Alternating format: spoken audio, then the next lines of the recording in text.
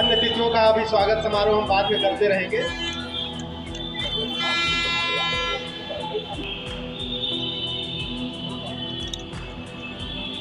महामानव बुद्ध बोधिसत्व बाबा साहब अम्बेडकर को नमन करते हुए मंच पर विराजमान सभी माननीय मुख्य अतिथियों विशेष अतिथियों, सभी आपकी रेलवे एसोसिएशन के मेम्बरान, अखिलेश जी, अशोक जी, आप सब लोगों ने बहुत मेहनत करके मूर्ति की स्थापना की है।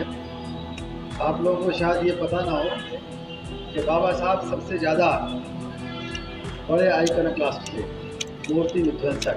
वो नहीं चाहते थे कि मूर्तियाँ लगाई जाए, लेकिन आज भारत के अंदर ही नहीं, अगर दुनिया के अंदर भी गिनती होने लगे मूर्तियों की, तो बुद्ध की और बाबा साहब की मूर्तियाँ दुनिया में सबसे ज़्यादा है। और बुद्ध की मूर्ति जहाँ शांति की प्रतीक मानी जाती है, बाबा साहब डॉक्टर अम्बेडकर की मूर्ति बहुत चीज़ों का प्रतीक है। बहुत लोग विरोध करते हैं कि हाँ, मूर्ति की जगह कुछ और चीज़ लगा दी जाए। निश्चित रूप से उनकी अपनी उपयोगिता है, अपनी प्रासंगिकता है। लेकिन मूर्ति और जय भीम के बारे में जब पूछते हैं तो ये मात्र कोई नारा और मूर्ति कोई सिर्फ कोई पत्थर नहीं है। सोशियोलॉजी में और एंथ्रोपोलॉजी में सिंबलिज्म का दर्शन है, उसकी परिभाषा दी गई है तो वो चीज़, प्रतीक किस चीज़ का है। बहुत से प्रतीक देखे होंगे, उनके पीछे कुछ इतिहास नहीं होता। बहुत से प्रतीक ऐसे होते हैं जिनके साथ कोई संदेश जुड़ा नहीं होता। उनके साथ ये भी एक कोई उद्देश्य भी नहीं जुड़ा होता। लेकिन बाबा साहब डॉक्टर अम्बेडकर की मूर्ति के पीछे बहुत बड़ा दर्शन, बहुत बड़ा संदेश, बहुत बड़ा उद्देश्य और एक शपथ छुपी हुई है। शपथ का मतलब है कि जब आप मूर्ति को देखो, उसके सामने से गुजरो, तो आपको शपथ नहीं होगी कि मैं भारत के संविधान की रक्षा करूंगा,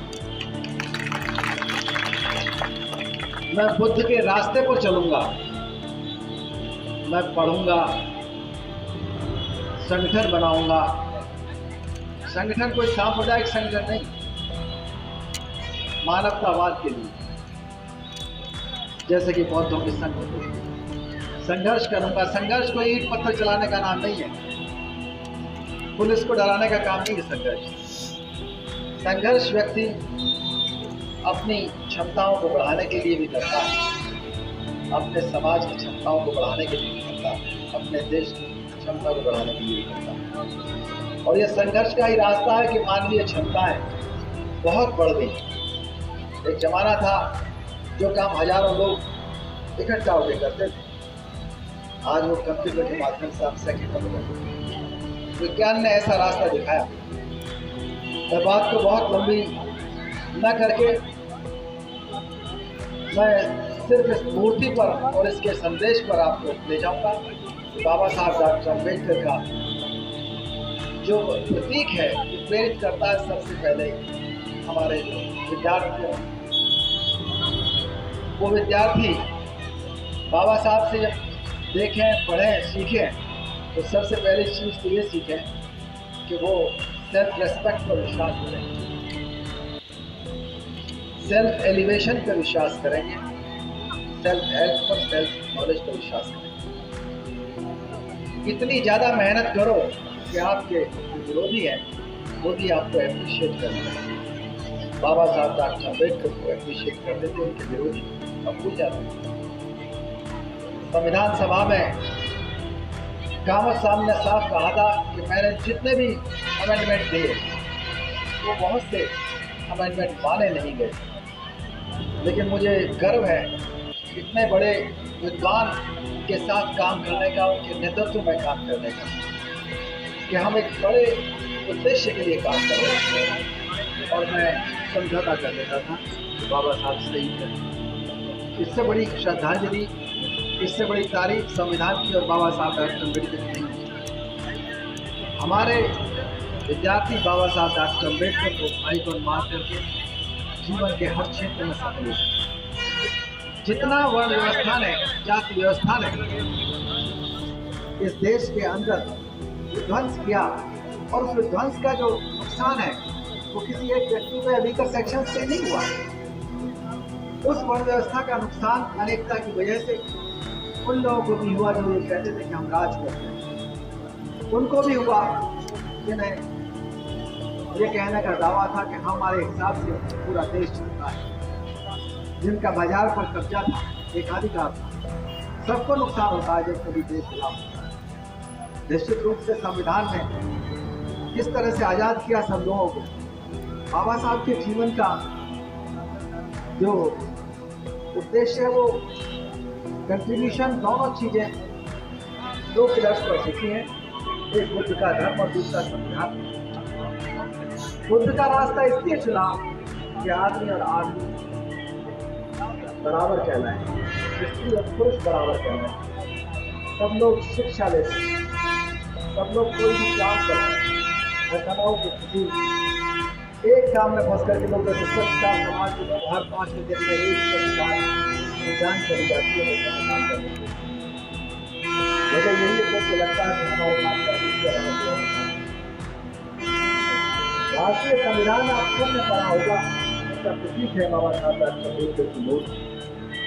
लेकिन जब संविधान बनकर तैयार हो गया 25 नवंबर को बाबा साहब डॉक्टर अम्बेडकर ने उन शिकायतों का जवाब दिया। किसी ने कहा ये बहुत लंबा है, उन्होंने जवाब दिया ये लंबा इसलिए बताया गया कि हम किसी भी चीज को सहयोग पर नहीं छोड़ा जाए, चांस पर, ऐसा ना हो कि लोग अपने हिसाब से। किसी ने कहा ये नकल कर दी विदेशी संविधानों में, उन्होंने जवाब दिया कि हम आज की तारीख आखिर नया क्या कहते हैं, डेमोक्रेसी, इक्वलिटी, लिबर्टी, फ्रेटर्निटी, सब चीज संविधानों में है। हाँ, एक काम हम कर सकते हैं कि जो गलतियां औरों ने की है वो गलतियां हम कर सकते हैं, और अगर संविधान में कुछ गलत है भी तो अगर अच्छे लोग इस पर काम करेंगे तो ये संविधान अच्छा हो जाएगा। अब संविधान कितना भी अच्छा हो, अगर गलत लोग उस पर काम करने लगे तो संविधान फेल हो जाएगा। भारत के अंदर समानता समता आनी चाहिए, अदरवाइज संविधान को बहुत बड़ा खतरा। दूसरी चीज है बंधुता। अगर लोगों के अंदर बंधुता नहीं है तो उन्हें कोई चीज बांध कर नहीं देता। बाबा साहब डॉक्टर अम्बेडकर ने कहा जितना जल्दी आपस में बंधोगे उतना अच्छा होगा, और संविधान को खतरा बताया नायक पूजा हीरो बच्चे जॉन स्टुअर्ट मिल की कोट करते हुए एक लाइन, उन्होंने साफ कहा कि आप अपनी स्वतंत्रताओं को किसी भी नायक के पैरों पर रख देते हैं, जिससे उसका पतन होता है, और साथ ही साथ काम करते हैं। किसी नायक का अनुसरण करना कोई गलत बात नहीं, लेकिन कोई भी व्यक्ति अपनी गरिमा से समझौता करे किसी नायक की वजह से गलत। कोई महिला अपनी गरिमा से समझौता करे नायक की वजह से गलत, और कोई भी देश अपनी स्वतंत्रता से समझौता करे ये गलत। हमने स्वतंत्रता ली है और ऐसा ना हो कि स्वतंत्रता कहीं खतरे में पड़े, उससे अच्छा है कि हम लोग आपस में इन समस्याओं को हल कर दें। अल्पसंख्यकों के बारे में साफ साफ कहा, निश्चित रूप से जो भी देश के अंदर जो भी समूह रह रहा है उन सबको शक्ति के गलियारे में हिस्सेदारी का एहसास दिलाना सबका कर्तव्य, खास तौर पर जो अनकॉन्स्टिट्यूशनल मेथड है चेंजेस करने, बदलाव करने की, उनको हमें बदलना होगा। ऐसा कोई भी असहयोग, ऐसा कोई भी संघर्ष जो गैर कानूनी है वो नहीं होना चाहिए। जब तक कि हमारे पास संविधान है उसी के अनुसार हमें सारे बदलाव लेकर के आने चाहिए। बहुत बड़े संविधानवादी थे आइवर जेनिंग्स, उन्होंने बहुत बुराई की। इसकी मद्रास की यूनिवर्सिटी में लेक्चर चल रहा था उनका, उन्होंने कहा कि ये बहुत ज़्यादा लेंथी हो गया और पॉलिटिक्स है और बहुत थका हुआ संविधान बन गया, इसको चेंज करने की आवश्यकता है। बहुत बड़े संविधान वेत्ता थे, लेकिन उनको जब जिम्मेदारी दी गई श्रीलंका का संविधान बनाने की, तो उनके द्वारा बनाया हुआ संविधान श्रीलंका में सिर्फ 6 साल चला। और बाबा साहब के संविधान में कितना टाइम हो गया? किसकी बात सही निकली? कई यूनिवर्सिटीज ने संविधानों का अध्ययन किया और ये पाया कि संविधानों की जो औसत आयु है वो 17 साल है, सिर्फ 17 साल। लेकिन बाबा साहब का संविधान कितने वर्ष चला?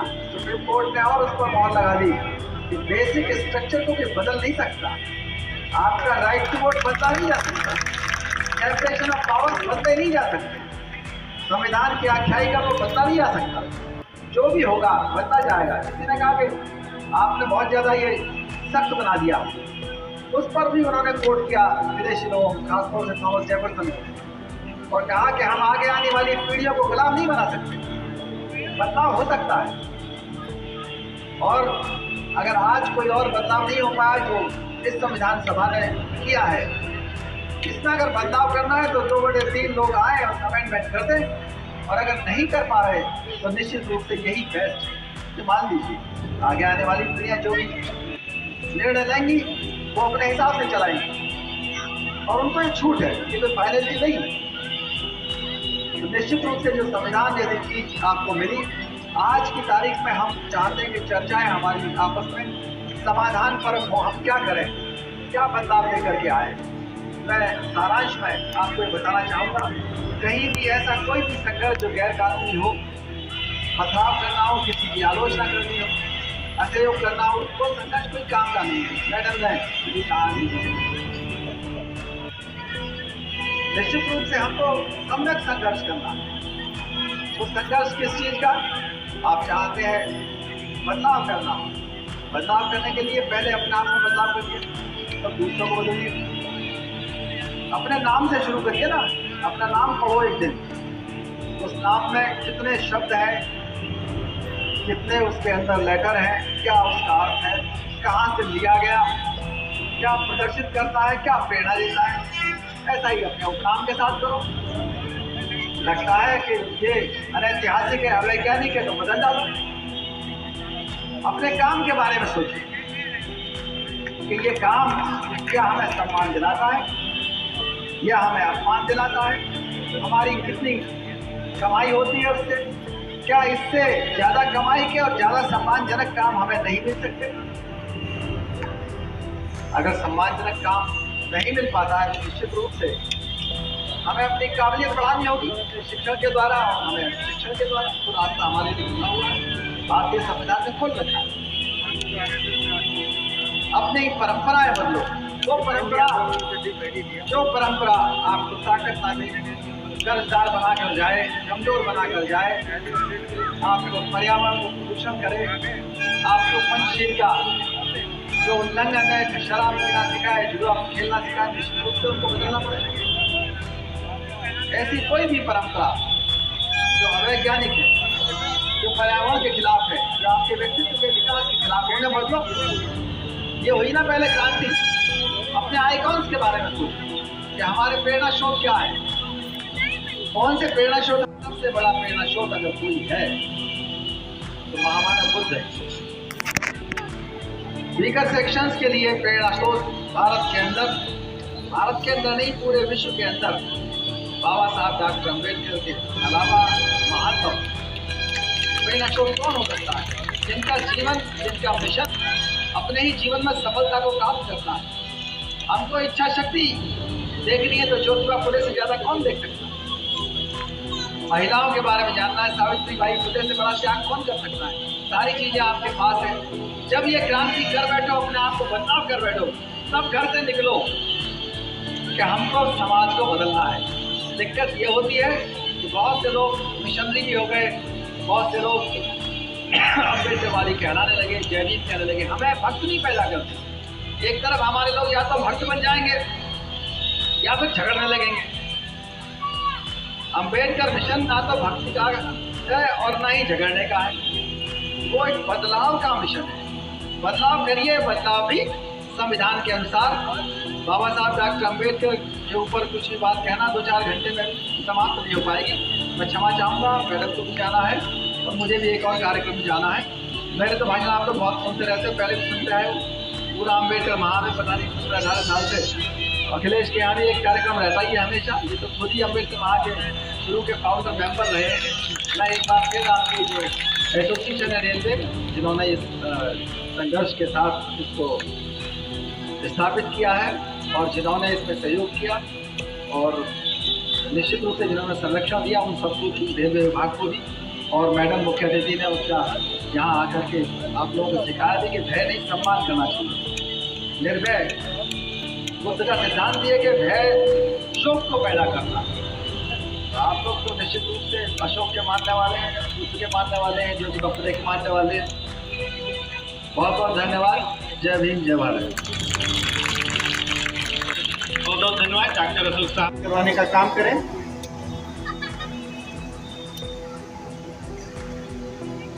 हम अपने जोनल अध्यक्ष प्रेम सिंह साहब से अनुरोध करेंगे डॉक्टर बीपी अशोक साहब को स्मृति चिन्ह और पुष्प देकर सम्मानित करने का काम करें।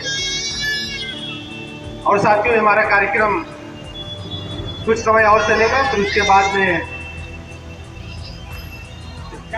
हम लोग भोजन करेंगे।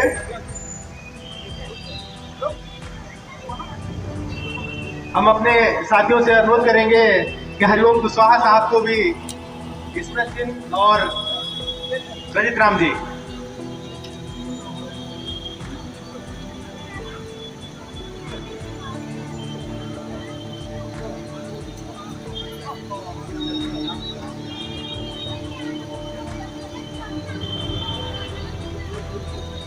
स्वागत का एक कार्यक्रम चलते हुए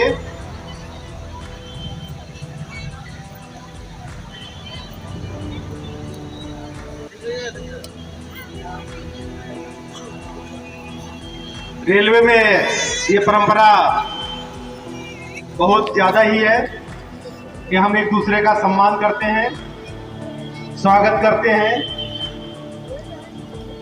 हम वाईआर सागर साहब से अनुरोध करेंगे कि माननीय हरिओम कुशवाहा साहब जो मुख्य सिग्नल एवं टेली अभियंता है, जो कि मुख्य सिग्नल एवं टेली अभियंता SCCR में है, उनको वाईआर सागर साहब स्मृति चिन्ह और पुष्प देकर, रजित राम जी स्मृति चिन्ह और ले आइए करना हो, स्मृति चिन्ह और पुष्प देकर माननीय हरिओम कुशवाहा साहब को सम्मानित करने का काम करेंगे। और अभी आप दोनों लोगों को, अशोक साहब और अंजुबाला जी, मैं एक समय और कहूँगा, हमारे बीच में हीरालाल बौद्ध जी हैं, जिन्होंने पहले इस छोटी सी प्रतिमा को स्थापित किया हुआ था। आज हमारे बीच में, आप लोगों से अनुरोध करूंगा कि उनको इसमें चिन्ह देकर आप दोनों लोग सम्मानित करने का काम करें। मैं भूल रहा था, क्षमा चाह रहा था। मैं आप लोगों से, मैं अपने अतिथिगणों से अनुरोध करूंगा, डॉक्टर बीपी अशोक साहब, डॉक्टर अंजुबाला जी से और अपने साथियों से अनुरोध करूंगा कि हीरालाल बौद्ध जी को सम्मानित करवाने का काम करें, जिन्होंने उस समय में, आज के कई साल पहले, 30-40 साल पहले यहाँ पर एक छोटी सी प्रतिमा लगाने का काम किया हुआ था। हमें उनका आभार व्यक्त करते हैं। हम आभार व्यक्त करते हैं सुदर्शन मनोज भारती जी का, सुदर्शन अरविंद गौतम जी का, सुदर्शन बीरू जी का, तथा यहाँ पर अजय गौतम जी, शीतला प्रसाद जी, अन्य कई लोग हैं बराह के, जिन लोगों ने पहले भी सहयोग दिया और हमेशा और मैं उनका नाम भूल रहा हूँ, जो हमारे जगदीश प्रसाद जी,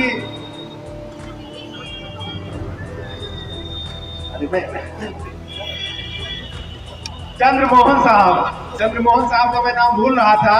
और इनकी देन है कि मैं यहाँ प्रतिमा पर, पहले मैं LD कॉलोनी में उधर रहता था, तो हमको ये फोन कर लेते थे, मैं आया करता था संडे, 1-2 बार ही आए, लेकिन ये हर संडे यहाँ पर माल्यार्पण करते थे छोटी सी प्रतिमा का। और इन्होंने इस प्रतिमा को दिखाने का मुझे काम किया हुआ था। जब मुझे अवसर मिला तो फिर हमने कहा कि अब हमें काम करना चाहिए। मैंने अंजुबाला मैडम का सहारा लिया और यहाँ पर आज एक भव्य प्रतिमा आपके सामने नजर आ रही है।